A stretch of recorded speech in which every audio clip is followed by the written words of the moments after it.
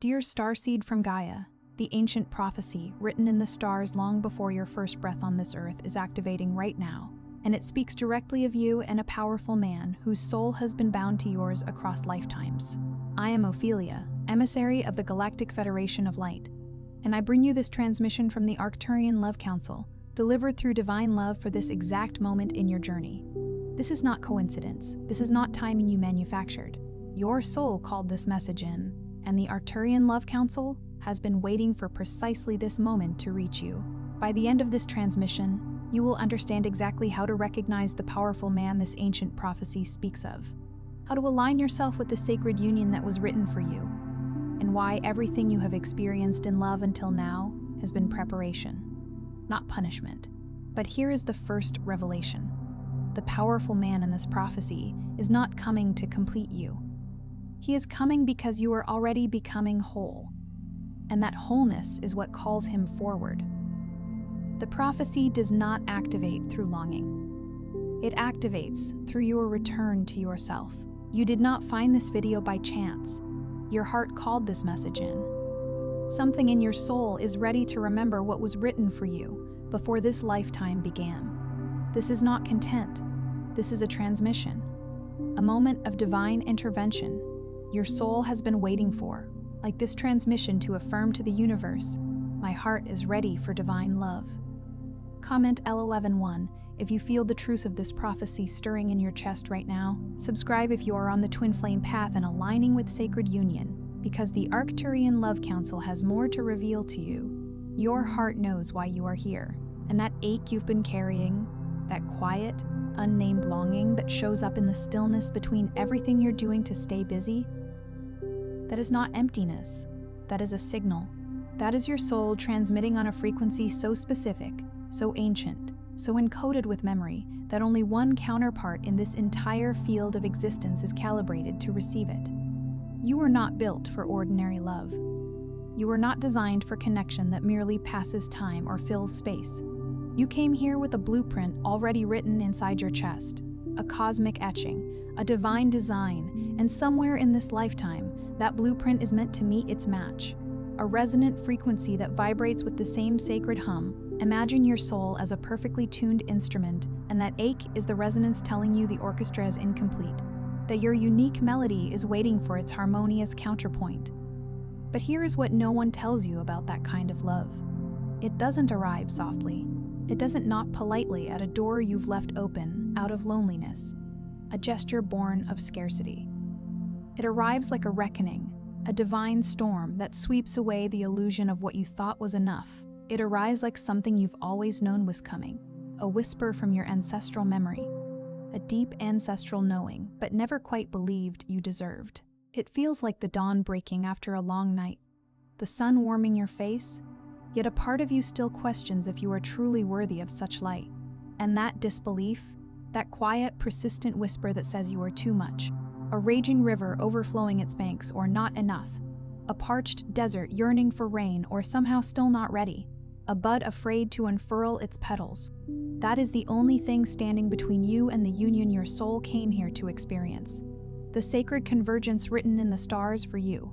Not every soul who hears this message is ready to act on it.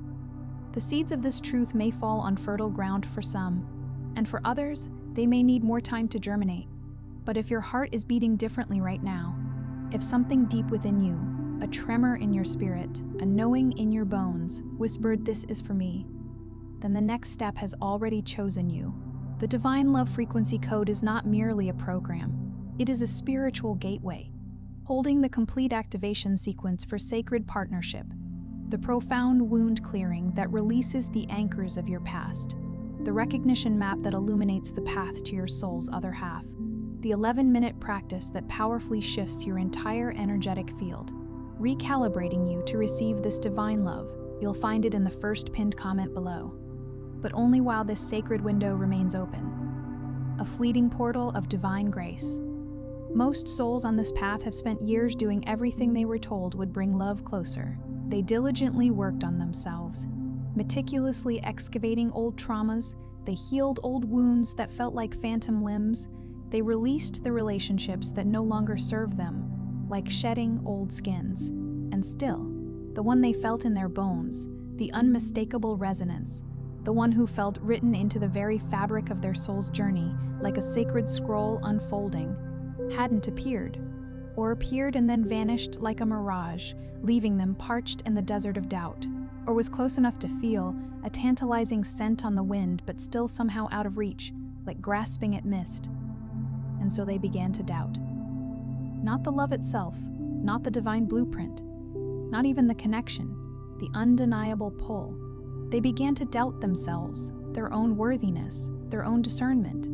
They began to wonder if the vision they carried, this luminous dream, was merely a fantasy, a beautiful illusion spun from wishful thinking, if the certainty they felt, this unshakable knowing, was just wishful thinking wrapped in spiritual language, a comforting narrative without substance.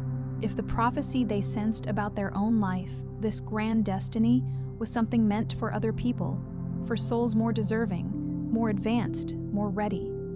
This is the wound. This is the exact place where the signy fractures, where the clear transmission from your soul becomes garbled noise. This is the point where your divine blueprint begins to fray at the edges, where the sacred geometry of your destiny is obscured. Because the moment you began to doubt your own worthiness of what was promised to you, your frequency shifted. Not dramatically, not like a sudden catastrophic collapse, not all at once, like a switch being flipped, but in small, almost imperceptible ways. Like a subtle shift in the atmospheric pressure, you began to broadcast a different message than the one your soul was encoded to send. You began broadcasting waiting instead of readiness, a passive stance rather than an active co-creation. You began broadcasting hope tinged with grief, the sorrow of what hasn't yet arrived, instead of certainty rooted in knowing, the quiet power of unwavering faith, and the field, the quantum ocean of consciousness that does not respond to words, which does not respond to affirmations said through clenched teeth, a forced smile on a weary face, began reflecting that frequency back to you, not to punish you, for the universe knows no punishment, only consequence, but because it is precise, like a laser beam, because it is always, always listening to the subtlest vibrations of your being. The powerful man woven into this ancient prophecy about your life is not simply a romantic partner. He is a soul-level counterpart, a twin flame, a spiritual mirror designed to catalyze your highest evolution. He is someone whose own frequency has been moving in the direction of yours for longer than either of you can consciously trace, a dance across lifetimes, a cosmic rendezvous. He carries something in him that mirrors what you carry in you, not identically, not as a copy, but as a harmonic resonance. The way two tuning forks, struck in the same room, begin to vibrate together without touching, a sympathetic vibration that transcends physical proximity. That is what is already happening between you, a silent symphony playing out in the energetic realm, even now, even in this moment where he may not yet have a face in your physical world, may not yet be a tangible presence, but here is the truth that must be spoken plainly, a truth that can feel both liberating and terrifying.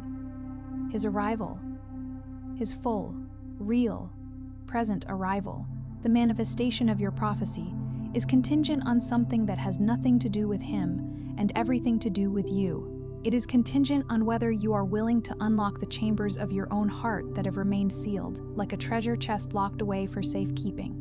Not because you are broken, not because you are inherently flawed, not because you did something wrong, a cosmic error in judgment, but because somewhere along this journey, perhaps in the crucible of past heartbreaks, you made quiet agreements with yourself that it was safer to stay closed, to build walls of protection, that it was wiser to stay guarded, to keep your most vulnerable self hidden, that the wound of the last time or the time before that was proof enough, a definitive sign that opening fully was too great a risk, a gamble with your peace.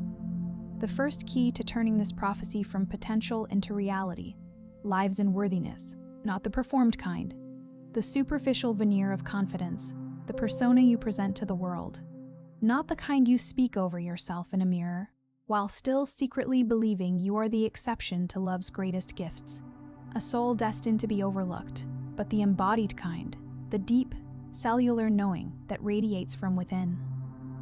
The kind that settles into your bones, a quiet strength, and restructures the way you hold yourself in a room, no longer apologizing for your existence. Before your counterpart can arrive in fullness, before the divine alignment can occur, you must have this conversation with yourself. The honest one, the soul-bearing one, the one where you ask whether you truly, at the level of your nervous system, at the very core of your being, believe that a love of this magnitude, a love so profound and soul-stirring, is available to you, not to the version of you that will exist after more healing, after the scars have faded, not to the version of you that has fewer rough edges, that has attained some perceived state of perfection, to you, as you are, right now, in all your glorious incompleteness, your beautiful imperfections, because divine love does not require your perfection. It requires your presence, your authentic essence, your wholehearted being. And presence is only possible when you had stopped editing yourself into something you believe is more deserving, when you cease the internal censorship and allow your true self to shine. When that embodied worthiness unlocks, when you finally claim your inherent value, something extraordinary begins to happen in your field. The apology you've been carrying for taking up space, for daring to exist fully, begins to dissolve. Like morning mist burned away by the sun, the invisible shrinking you've done to make others comfortable, to fit into smaller boxes, starts to reverse, like a tide returning to its full power. You begin to occupy yourself fully, to inhabit your own skin with grace and presence, which means there is finally room for another soul to step into what you are, to meet you in your fullness rather than trying to find the hidden parts of you, the shadows you've kept concealed. The second key is recognition, and it is far more subtle than most realize. The souls who are moving towards sacred union often miss their counterpart, not because he isn't there, not because the universe has forgotten them, but because they are looking for the feeling they imagined rather than the truth they are living. They have constructed a version of this connection based on what they believe divine love is supposed to feel like, and it is almost always based on the stories they absorbed from movies, the love they witnessed growing up, often flawed and incomplete, or the templates handed down by a world that has largely forgotten what sacred partnership actually looks like, a world still operating on outdated paradigms. Your divine counterpart will not feel like relief, a sudden cessation of all struggle. He will not feel like, finally, everything is easy now, a life devoid of challenge. He will feel like truth, raw and unvarnished. He will feel like being seen in a way that is both exhilarating and terrifying, as if your soul has been laid bare under a divine spotlight. He will feel like being known at a frequency that bypasses the careful presentation, the masks you've worn, you've built over years of surviving without the fullness of this love, years of navigating the world alone, and that profound feeling of being known at your core will ask something of you. It will ask you to stay when everything in your conditioned self, the part that learned to flee from vulnerability, wants to run, because the wound of being seen, of being truly witnessed, is one of the deepest wounds carried by souls on this path, a primal fear of judgment. And the second key turns only when you choose to remain present in the moment of recognition, to stand your ground in the face of this profound visibility, rather than retreating into the familiar distance, the safety of anonymity. The third key is release, and this one will cost you something, not in suffering, not in prolonged agony, but in surrender, a deep letting go of what no longer serves. There are karmic contracts currently active in your energy field, energetic ties binding you to past experiences and relationships, agreements made in previous cycles of relationship, or in lifetimes that your conscious mind cannot access, but your body, your cellular memory, still carries the weight of. These contracts were never meant to define you, to imprison your soul. They were lessons, sacred opportunities for growth, not life sentences of perpetual suffering. But until they are consciously dissolved, until they are brought into the light of awareness and integrated, they continue to act as interference signals, like static on a clear line, broadcasting a pattern of what love has been rather than what love is becoming, hindering the manifestation of your divine destiny. This release is not about forgiveness as a performance, a hollow gesture of reconciliation. It is not about reaching out to the ones who hurt you or pretending the pain was irrelevant, a denial of your lived experience. It is about reclaiming the pieces of your energy that you left behind in those connections, like scattered fragments of your soul. Every relationship you poured yourself into and walked away from emptier than before. You left a fragment of your frequency there, a piece of your essence tethered to the past, and those fragments are still broadcasting, still sending a signal that includes the wound, the loss, the grief of what didn't become what you hoped, the unmet potential. The third key turns when you call those pieces back, when you perform an energetic retrieval, when you say, consciously, with full intention, with the power of your divine will, "This chapter taught me what it needed to, and I am no longer willing to let it speak for me, to define my present or my future." The fourth key is one that many souls on this path resist more than any other, because it asks for something that feels like giving up, like relinquishing control. It is not giving up. It is divine timing, surrender. It is the understanding, not intellectual, a mental assent, but bone deep, a cellular knowing, that the universe is not delaying your union to teach you patience as a virtue, as a stoic endurance. It is delaying nothing. It is orchestrating everything, a grand cosmic ballet. There are pieces of this sacred meeting that require conditions you cannot yet see, unseen forces at play. There are preparations happening in his life, in his inner landscape, in his spiritual evolution that are moving him toward the moment where he can meet you fully, in alignment with his highest truth. And there are preparations still completing in you as well, the unfolding of your own divine potential, the moment you stop fighting the timing, wrestling with the perceived delays, and begin trusting the architecture, the divine blueprint of your journey. Something in your frequency relaxes into a kind of quiet power, a magnetic stillness that is exponentially more magnetic than any frantic effort you have been making. Effort broadcasts need, a vibrational signal of lack. Surrender broadcasts wholeness, the radiant energy of being complete unto yourself. And wholeness is what calls a whole counterpart forward, not a fragmented or incomplete being. The fifth key is embodiment. This is where the prophecy stops being something that might happen to you, a passive observer of your destiny, and starts being something you are actively co-creating, an active participant in the manifestation of your reality. Embodiment means becoming, in your daily lived experience, the energetic equivalent of the love you are calling in. It means not waiting until the relationship arrives to begin feeling worthy, safe, seen, and at peace.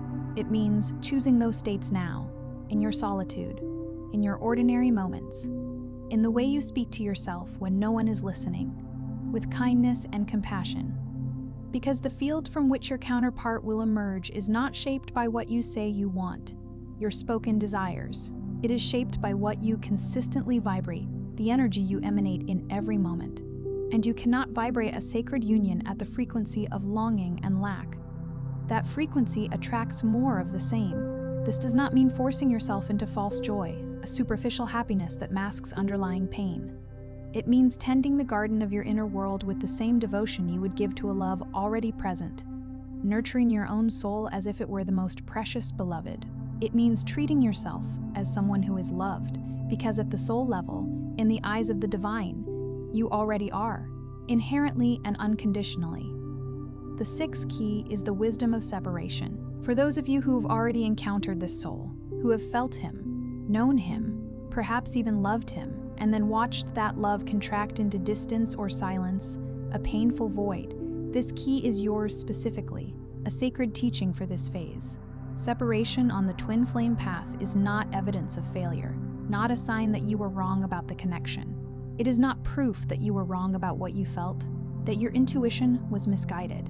It is the universe requiring both of you to become more of who you need to be, to integrate deeper aspects of yourselves before the sustained connection is possible. What feels like distance is often the deepest form of preparation, a crucible forging strength and independence. The silence that aches is creating a resonance chamber in both of you, a sacred space within your beings. What is built in that chamber is the capacity to hold each other, fully, without flinching, without fear. Once you are finally in the same space without the need to run, without the urge to flee from the intensity of divine union. The seventh key is the one that every other key has been preparing you for, and it is simple in its truth, even as it is profound in its demand. Reunion readiness. The door between you and your divine counterpart can only be opened from your side, from your sovereign choice. He cannot unlock it for you, no matter how much he may desire it. The universe cannot unlock it for you, for free will is a sacred principle. Every transmission, every activation, every healing practice you have engaged with has been guiding your hand toward the handle of that door, preparing you for this moment. And the question you must sit with, honestly, without rushing past the discomfort of a true answer, without seeking an easy way out, is whether you are willing to open it, not cracking it slightly and peering through to see if he looks the way you imagined, clinging to preconceived notions, opening it fully with a courageous heart, standing in the full light of your own love, available, present, whole, and willing to embrace the divine unfolding. Because this is the truth the ancient prophecy has always held at its center, the core message whispered through the ages. The powerful love that is written into this chapter of your life has never been withheld from you. It has been waiting on you. On the version of you that trusts deeply enough to stop preparing to receive and simply receive, to surrender into the gift. On the version of you that has done enough of this work, enough inner excavation and integration, to know that you will not shatter when something this sacred arrives, because you have already learned to hold yourself, to be your own anchor in the storm. You are not behind. You are not forgotten by the divine. You are not the exception to love's greatest expression. You are a prime example. You are a soul who chose to incarnate with a sacred agreement written into the architecture of this lifetime. And every moment that has led you here, including every heartbreak, every period of silence, every night of wondering, has been clearing the path rather than obstructing it, refining the vessel for this divine encounter. Tonight, if nothing else, place your hand on your heart. Feel it beating. This extraordinary instrument that has been carrying this love across more lifetimes than you can count, a testament to its endurance and power. And say this, not as a wish, a desperate plea, but as a remembering, an activation of innate truth. I am already loved at the level of my soul. I align with the sacred union that is written for me. I am ready. If something in this message resonated with you, do not keep it to yourself. Someone in your life is waiting for this exact activation. Share it with them. And if you felt something move in you while you were listening, subscribe. Stay in the flow of this guidance. Stay close to this frequency. You are not just watching, you are healing. This is your sacred space, and we are just getting started.